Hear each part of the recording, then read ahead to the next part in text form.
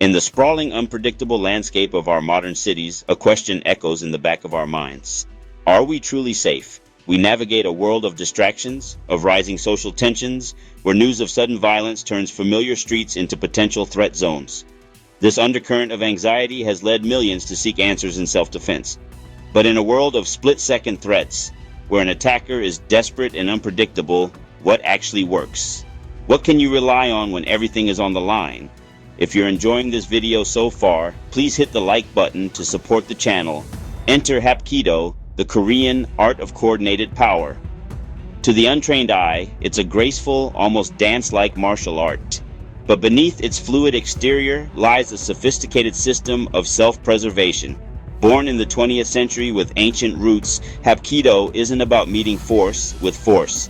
It's about redirection, leverage, and control, founded on principles of circle, water, and harmony, blending with an attacker's motion to neutralize them efficiently.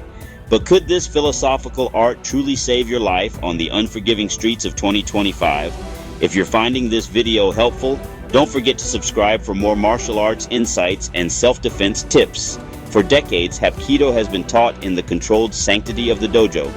On padded mats with respectful partners, students learn intricate joint locks and powerful throws. The dojo is a laboratory for perfecting technique, but the street is not a laboratory. It's chaos. There are no mats, only concrete. There are no rules, no referee. Your opponent isn't a partner. They may be armed, under the influence, or fighting with a feral desperation you've never encountered. This is the critical disconnect we are here to explore. That's why we are putting this ancient martial art to the ultimate test. Far from the dojo safety, we are dragging Hapkido into the gritty reality of modern threats. We'll simulate scenarios that police and self-defense experts identify as most common and dangerous. Sudden grabs in crowded spaces, aggressive confrontations that escalate in seconds, the terror of a knife in a confined area like an elevator, and even defenses against multiple uncoordinated assailants. We will analyze how Hapkido's techniques hold up under pressure, against full resistance, in environments that are anything but ideal. But this investigation goes deeper than physical techniques. True self-defense is holistic. We'll be joined by seasoned Hapkido masters to break down the how and why of each movement. We'll also consult with law enforcement veterans and security professionals for their unvarnished opinions on what works in a crisis. We will explore the critical importance of mindset, the psychology of a predator, the adrenal stress response, and the cultivation of a warrior spirit.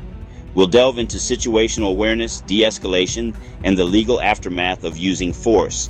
So, forget what you think you know about choreographed fight scenes. This is not a demonstration of perfect form. This is a pressure test of practical function. Is Hapkido a relic, best left on the dojo mats? Or is it a living, breathing, and effective tool for survival in the 21st century? We're about to find out, and the answers may surprise you. Join us as we separate myth from reality. The journey into the heart of Hapkido begins now. The escalating reality of urban confrontations in today's world. Why do traditional martial arts sometimes fall short in unpredictable real-world scenarios? The promise of Hapkido, built for dynamic defense. Hapkido's formidable effectiveness in practical application stems from its unique synthesis of techniques.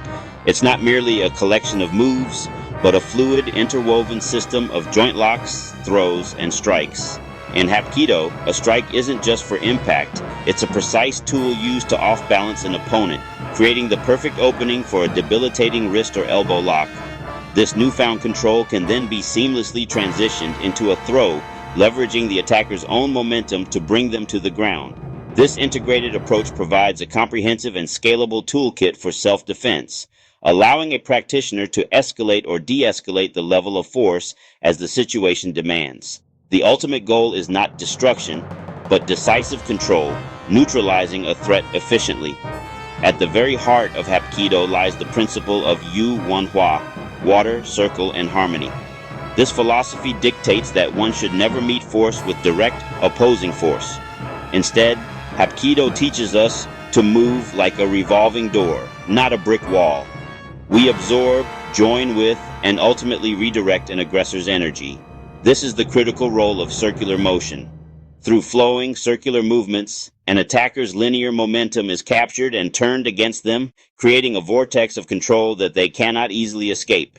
It transforms a confrontation from a raw test of strength into a sophisticated demonstration of physics and leverage. By redirecting the assailant's power, even a smaller defender can effectively manage a larger, more aggressive opponent, making this principle a true equalizer in any self-defense scenario. While many martial arts rely on prearranged forms, Hapkido emphasizes adaptability over rigid forms when facing unexpected attacks.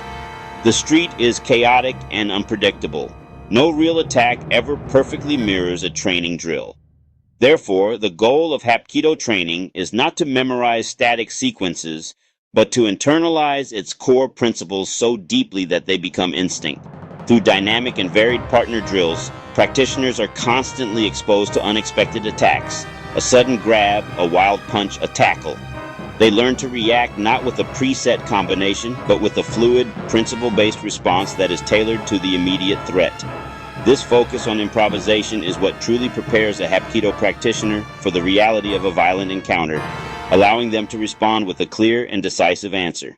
Confronting a sudden grab, immediate escapes and control, defending against multiple attackers, strategic positioning and rapid neutralization, handling weapon threats, disarms and follow-up techniques for self-preservation, analyzing the effectiveness of Hapkido techniques demonstrated in each scenario, identifying key takeaways and crucial elements for successful street defense, addressing common misconceptions about martial arts in real-life situations, the importance of situational awareness and de-escalation before physical engagement, cultivating confidence and mental fortitude through Hapkido training, your next steps, where to learn more and how to apply these insights to your own safety.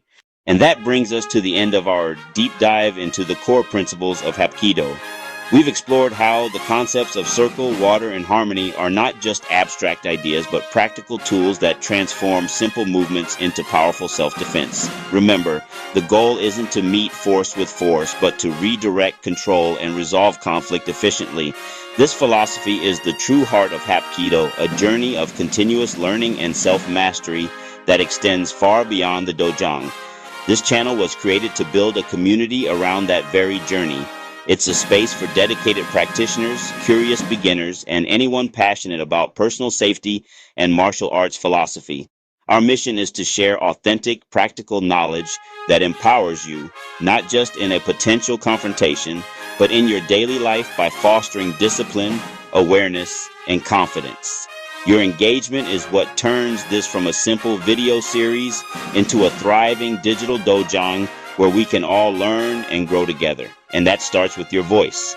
The comment section is our training floor for discussion. I want to hear from you. Which technique or concept from today's video resonated with you the most?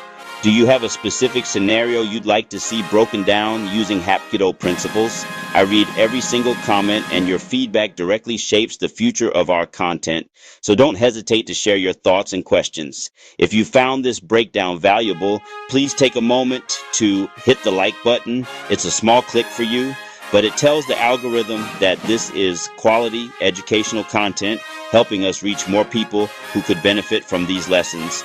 And if you know a friend, family member, or training partner who would appreciate this knowledge, sharing the video is the best way to support them and the channel simultaneously. You might just spark a crucial conversation about personal safety.